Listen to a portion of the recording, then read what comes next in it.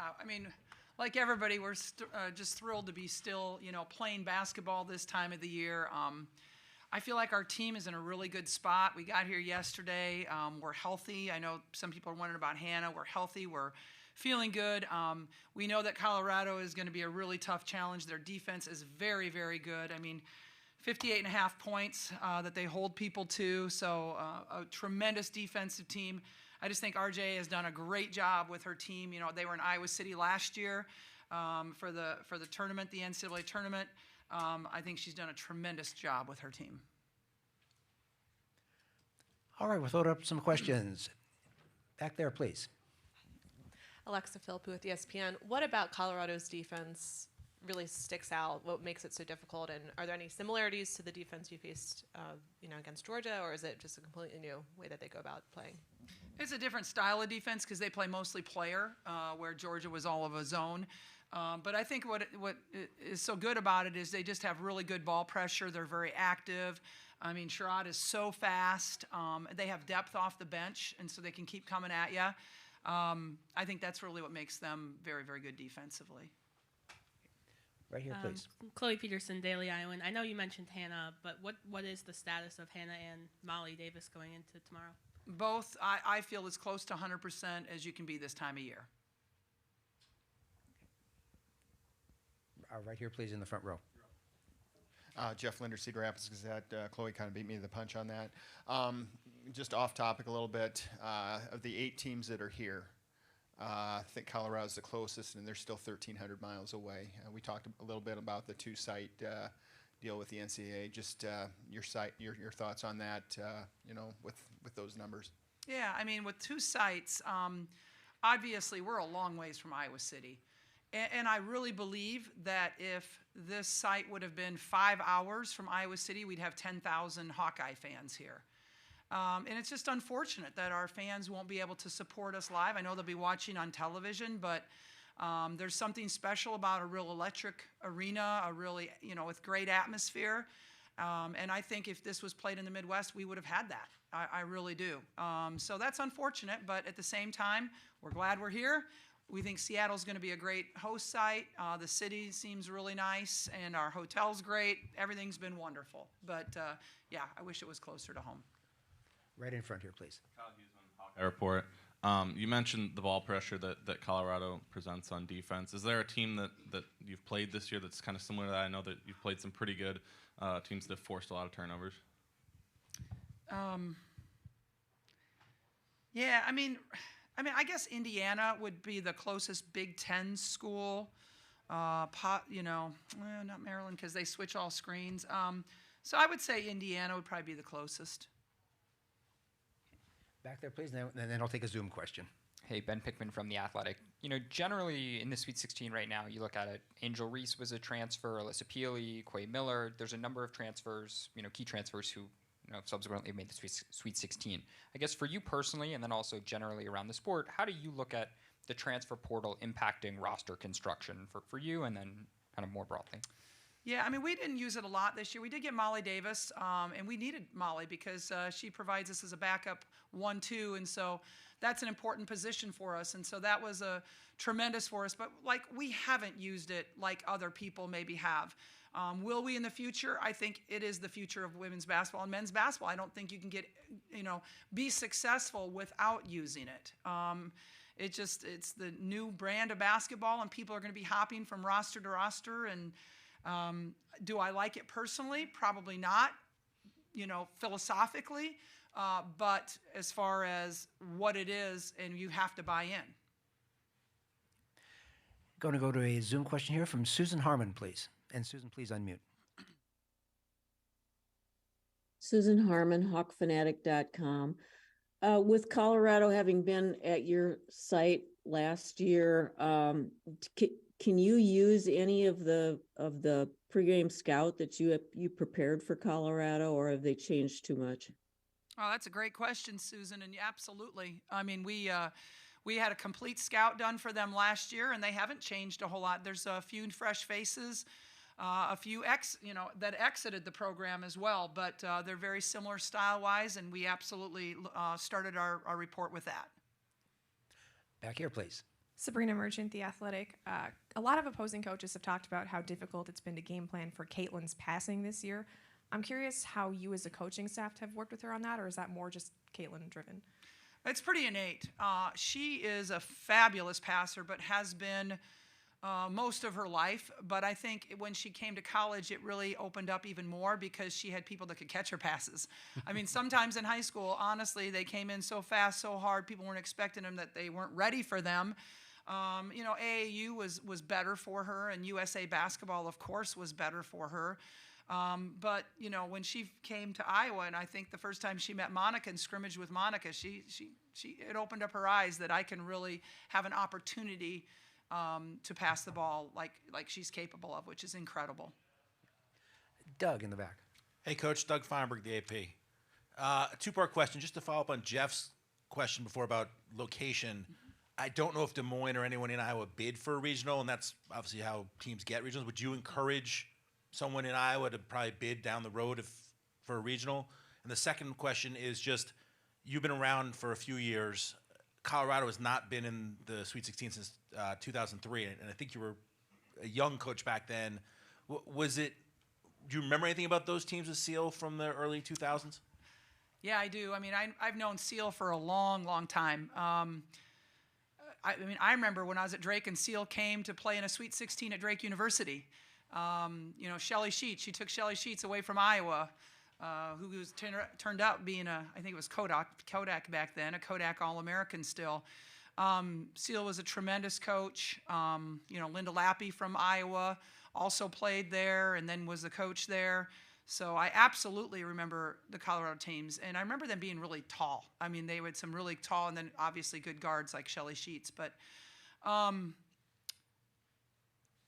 would hope that Des Moines would bid for this because you look at Iowa, Iowa State, and Drake. 3 of the 4 schools from Iowa, the Division I schools, were invited to the NCAA tournament, or won. They each won their tournaments. So they were both automatic bids.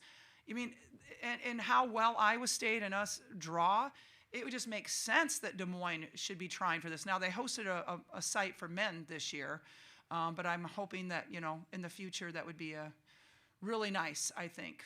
I think it'd sell out. I really do. I know Pat Summit was there for last time I think they hosted. Baylor was there, Tennessee. They had good crowds then. Go ahead. Hey, Coach. Jeff Dubroff, KCCI in Des Moines.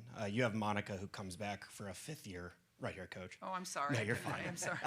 She comes back for a 5th year and obviously now is having this run that hopefully continues. What, I guess, does she mean to this program, and where do you think this team this year might be without Monica on the roster? Oh, Monica is incredibly important to our success. I mean, she's a region All-American along with Caitlin. She was a finalist for the Lisa Leslie Award, top 5 centers in America. I think she's 4th right now in field goal percentage shooting in the country, which is low for her. The last 2 years, she's been number 1 in the country.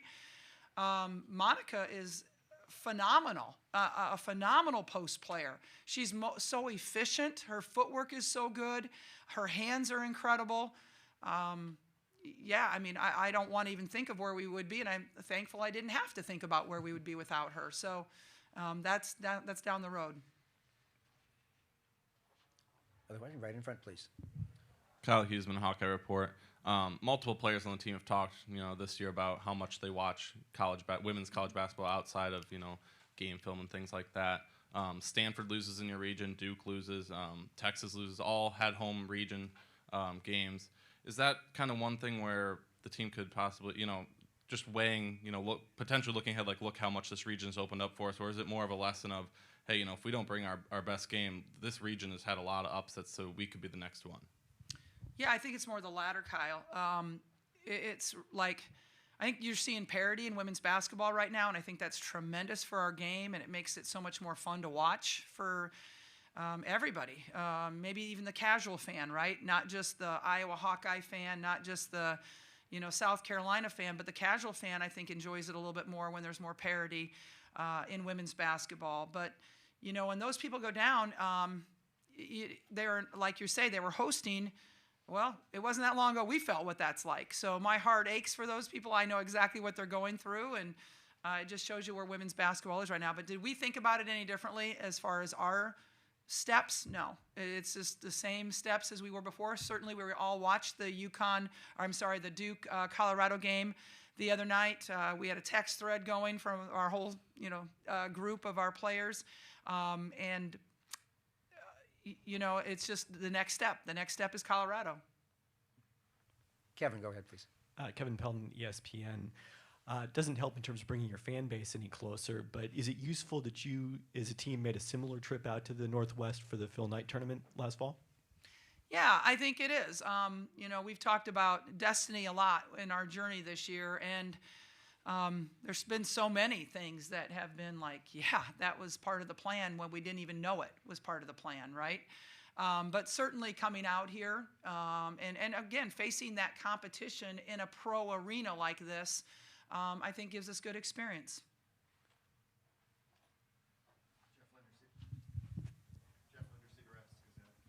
Can you hear me? Okay, Jeff Linder, Cedar Rapids Gazette. Going back to the parity thing, how has this evolved? How has women's basketball become more than just Connecticut and everybody else? Is there just a deeper talent pool at the high school level? What has taken place the last 10 or 15 years? My opinion is that it is a deeper talent pool.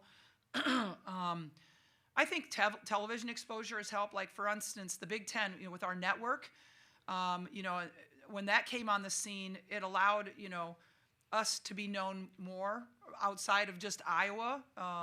And so I think the Big Ten network certainly helped us.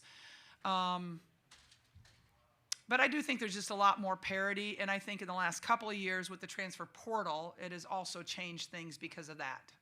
So I think those, that's not 10 or 15 years, but certainly in the last couple of years. Kyle Huseman, Hawkeye Report. Last week you faced a Georgia team that liked to run out two centers. Colorado kind of does the same with Vonleh and Miller. What comparisons are there between those two those four, I guess, together? And was it kind of nice to see Georgia last week and then kind of have that same personnel this week? Yeah, two games in a row, we're going to be facing a double post offense. Again, destiny helps, right? It's just a situation of we haven't seen that hardly at all this year, the entire year, and now we're seeing it 2 games in a row. So I think last week will help prepare us. I know Quay Miller is a fabulous player, all Pac-12 player. And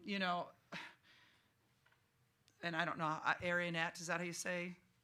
If somebody from Colorado can help me, I don't know. Arionette, yeah. Is that Arionette? She is very, as a sophomore, her field goal percentage the last 5 games is almost 70%.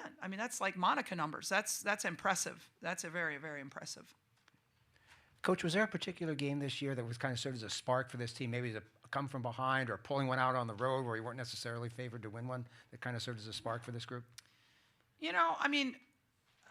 I think we've had a lot of little sparks along the way, but certainly beating Indiana at home in our last game to a sold-out arena was really good. And so I almost think the spark was actually our Maryland loss rather than a win. And so, coming off that game, we beat Indiana at home, and like I said, in a sold-out arena, and then we go into the Big Ten tournament and play. We played 8 days. We played 4 games and 2 against